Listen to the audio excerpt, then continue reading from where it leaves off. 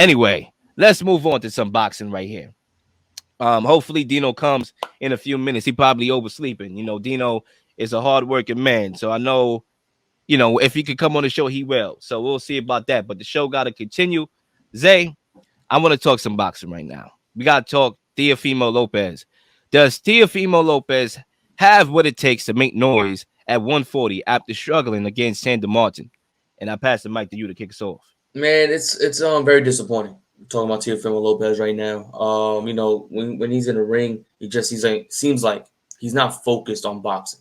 He's not focused on just winning the fight. He's not doing the same tactical decisions and understanding what his opponent is doing, reading the ring, moving around. You just see something is off when you see Teofimo Lopez fight. It's an art, it's a chess match out there in that boxing ring that he's not playing. He's out there playing a whole different game right now. He's not even in the game of chess when he's boxing. He's doing a whole different game. I don't know. He's playing solitaire or something. He's stacking the cards against himself. He's not like the fights he's lost recently or won recently. I feel like he lost the last fight, in my opinion. But the fights that's been happening recently, the guy Teofimo Lopez has not been engaged into the fight. He just seems so off. He doesn't seem in the ring. I had some insight with a lot of stuff that happened outside the ring with him. Apparently, he's having a lot of issues. I guess allegedly, because I don't know for sure. It's not like concrete. He's having a lot of issues with his wife. Apparently, he didn't see the birth of his child. He having on and off marital issues. Apparently, after he lost to Kambosos, she left him. So it's a lot of different things that played in his mind. I think there was a fight prior to the Kambosos fight that led to so many delays and stuff into that fight, and why he had to pay so much money for that damn camp, because he was not engaged in fighting.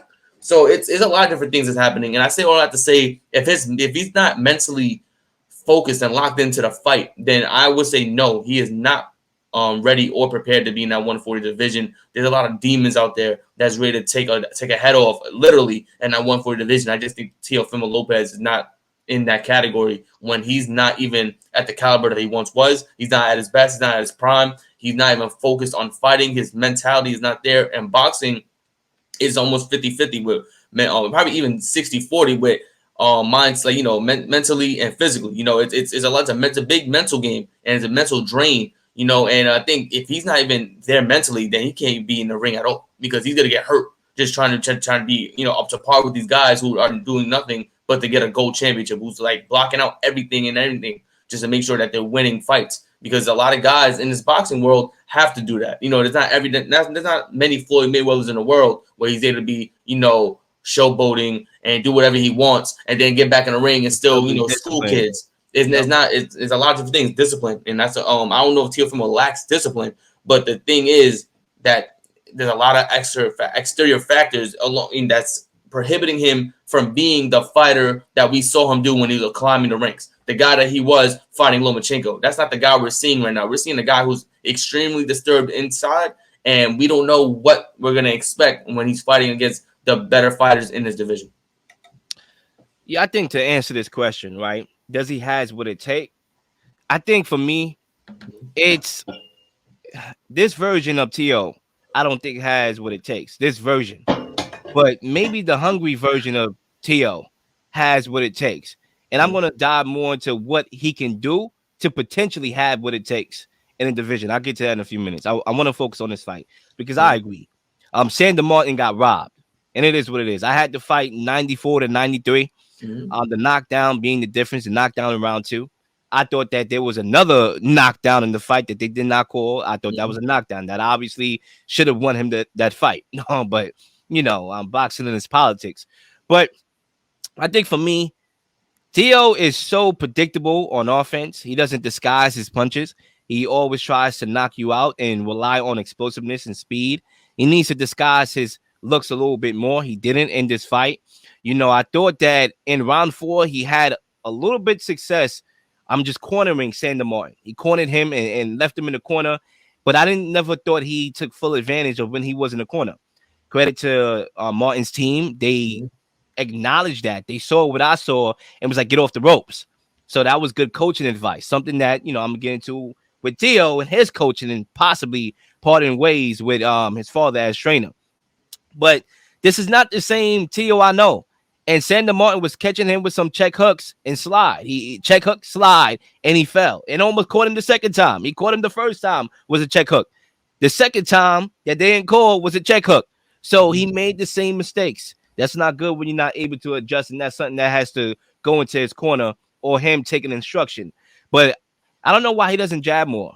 I always thought Theo had a solid jab and he, tries to use it.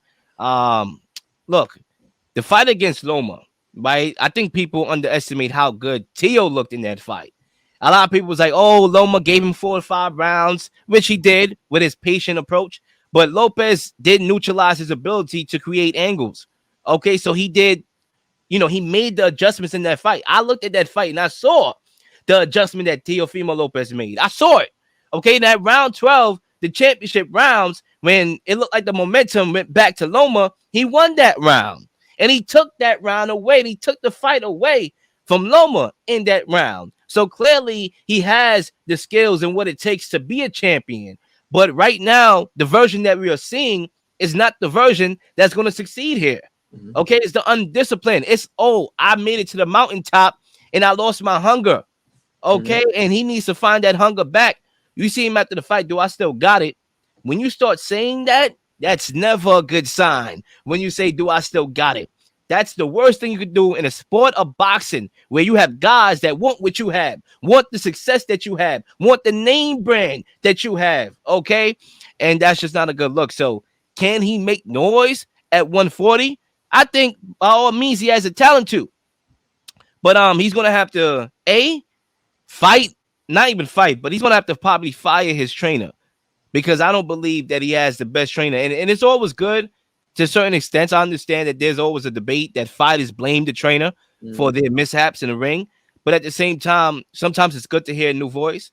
Sometimes you never know if a new trainer could get you some tools in your toolbox that you can use in a new fight, right? But I do think that more than likely he's probably going to have to part ways with his trainer and get some of that hunger back. Take sparring a little bit more seriously. The fight before this one, he had like 2 weeks of sparring. He did a little more. I believe 4 or 5 weeks, I believe, for this one. He needs to continue practicing and try to push away. I mean, it's hard for me to say push away some of those off the, out of the ring, situations because you can't control them. But he's going to have to try to find common ground in blocking the noise, being disciplined, training harder. And if he can do that, then he could have success in the 140 division. Like where does Teofimo Lopez go from here though? Who's the next fight that he should take in order to feel that confidence? Does he keep going for stepping stools? I think he should. I don't think he should jump right in there with there's a couple names, Progress, I heard, and also Josh Taylor. I don't think he should go right into it with the champions. Nah, he needs to use this as a way to calm down that ego and say, you know what? I need to test myself. I need to continue to work my way up. Okay, and have another fight under my belt and then go for it. Otherwise, he's going to get humbled all the way back down to 135. I agree. But let's move on to the subtopic here. We're going to stay in boxing here. We got to talk about Terence Crawford. I don't know where Dino at, but Dino, it's all good, my brother. We'll see you on the next one. What should we take away from Terence Crawford's spectacular 6-round knockout of David Avanesyan? And I would love to start this one off because I think I speak for everybody. I speak for the people here. What we should take away is that the fight with Errol Spence needs to happen right now. And it needs to happen next. And it's very interesting. I gotta take here, right? I think for me, you never know when a fighter is going to lose a step. Father Time waits on no man. In the fighting game, when your body is taking a pounding, you just never know. Now, I would say this. He got touched in this fight. Terence Crawford. He got touched. Now, he looked sharp at the same time. He got the knockout, devastating knockout, even though you can never really say that, he had trouble. It erases a lot of what I saw, which he got touched. And that has been the case with other fighters. To think that Terence Crawford, I'm a Bud fan, but to think he's invincible is a lie. He got touched by Amir Khan. He got touched by Jose Benavidez. He can get touched. But The reality is when he puts on that killer mindset, he gets you out of there. Okay, Sean Porter, he got touched. One could argue he was losing the Sean Porter fight. He heard from his team that he was losing the fight. He was like, you know what? A word? I'm losing? Okay, let me get him out of there. That's the thing I love about Bud, is that killer instinct. But the reality is he cannot start up slow against Errol Spence in a potential Errol Spence fight. That's Mhm. one thing that you cannot do. So that's a very interesting look there. But I think what I learned is that this fight needs to happen because a decline could come at any minute for these fighters. Okay, we done heard that Spence was involved in another car accident over the weekend. Another one. Okay, like what's going on here? Even God want to see this fight. God like, you know what, Errol Spence, you ain't ready to go yet, brother, until I see this fight. Okay, let me see this fight because I ain't ready to take you from this world yet. Okay, we got to stop playing with life here. We got to stop playing with time here. Remember the saying, time waits on no man. Tomorrow is never promised, brother. At all. Okay, and Spence knows that, and Crawford should know that as well. Now, a lot of people told me, and Zay, I'm not sure if you shared the same brain, but a lot of people told me that Crawford being a free agent would make this fight more realistic because he doesn't have to worry about the sides of the street. Hmm. I low-key disagree, and I'm gonna tell you why. Listen, Tyson Fury and Deontay Wilder got made. Two different sides of the street. Top rank, PBC. Sean Porter and Terence Crawford got made. Different sides of the street. PBC, top rank. It could happen. And the fact that the matter is that when you're a free agent and you're Crawford, I believe that you're susceptible to guys trying to fleece you in Hmm. negotiations. Guys trying to take advantage that you don't have that backbone, that you don't have that support. Okay, because Errol Spence has it without Heyman. He's going to protect his fighter and make sure he and him profit. Hmm. So you got guys trying to take advantage of you. Claire, we heard the reports about it being not a guaranteed for Crawford. In what world? I don't even know if that has ever happened. A fighter not getting guaranteed money. So Hmm. clearly they're trying to fleece you. And that's what happens when you're a free agent. So I'm not sure if I'm buying that notion that him being a free agent actually helps his fight being made. Clear that fight should have happened next. It didn't. And I'm watching him versus David Avanesyan. Okay, so it's a lot of variables. I'll come back for my second go round. I pass the mic over to you.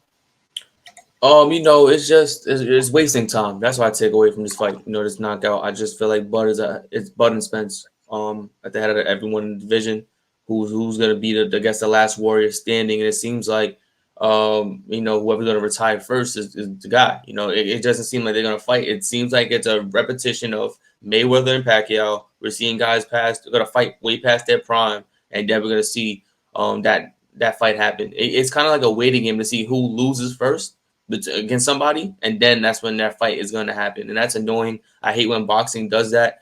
They have a habit of putting guys together once they're past their prime, and then oh yeah, let's do it now. And I'm just tired of seeing Bud and Spence not beat these guys up. They already beat everybody else in the division. They beat the top guys in the division already, except each other. So I think at this point we don't want to see the Spence and Crawford fight. Now I understand that there's a lot of exterior factors about who's A side, who's B side. I understand that is the discussion being made. And I think, if you're Crawford, you got to concede the Spence. You have to say your Spence is the A side. That's just how it is. He gets paid more. He gets the better pay-per-views. He does more numbers on pay-per-views. And you gotta concede that A side. That's just how it is. I understand Bud is like, I'm not conceding A side to nobody because I'm the champ. I know I'm the champ. But until you beat Spence, you just got to concede the A side. That's just how it is. If you really want this fight to happen, like, we all want the big payday, but at the end of the day, you don't want to get paid significantly less than the other guy. We get it. We understand that's understandable, and we get it. But that's the only way it's gonna happen. Like, I don't know what the price tag was for Crawford and for Spence to get this fight going, but I remember Spence was like, I want 50% of the pay-per-views or whatever. I want, like, he said like an absurd number, and I was like, what? Like, the guys don't get 50, 60% of pay-per-views. I don't know what you're talking about. And then, so what's Crawford gonna get? Like, nah, he could get like 10. Like, well, excuse me? Like, what are we talking about here? Like, the numbers are just all crazy. And I understand it's a business, but the business is what's like definitely destroying boxing. We want to see the best fight possible. If you put Spence and Crawford to fight at the end of this year, this might be one of the greatest years of boxing we've seen in such a long time. And that's just how I see it. But I just want to see Crawford and Spence fight. I want to get it over with, because this is what's holding up the division. It's holding up everybody in the division, seeing who's gonna win the fight between these two. And until these two fight, it's just gonna be a lull. in this division. We don't know what's gonna happen between the other fighters, because all the fighters are essentially waiting for this mega fight to happen, and it just sucks that Spencer Crawford may never happen. Look, if these fighters are going to continue to, I won't even say them. I think they want the fight. Like I said before, I truly believe in my heart of hearts that both fighters feel that they can win this fight against each other. Okay? But I think if the egos are not going to be leveled down, then from Crawford's perspective, it hurts him more because Errol Spence, it's going to hurt Errol Spence too. Don't get me wrong. He's not walking out of here scot-free because he has the pay-per-view buys, because he has the people that buy his pay-per-views and see him fight, because he could sell out the Dallas Cowboys Stadium. He's not working out here scot-free because when we look back and our grandkids is going to be like, why the hell this fight never happened if these two cats were the best in the division? So he's not walking out of here scot-free when it comes to his legacy. But he could afford in the short term to kind of get away with not fighting Terence, whereas Terence, look at his resume, bro. We're not even talking about the fight that he fought on Saturday. We talking about what could be because nobody cared about it. Okay, I'm pretty sure people didn't even see it. So that's the problem. And you're talking about, all right, if I don't get Spence, I'm going up to 154 to fight Charlo. Listen, I watch a lot of boxing videos daily. I have not seen Charlo address you yet, bro. I don't even know if he wants to fight you.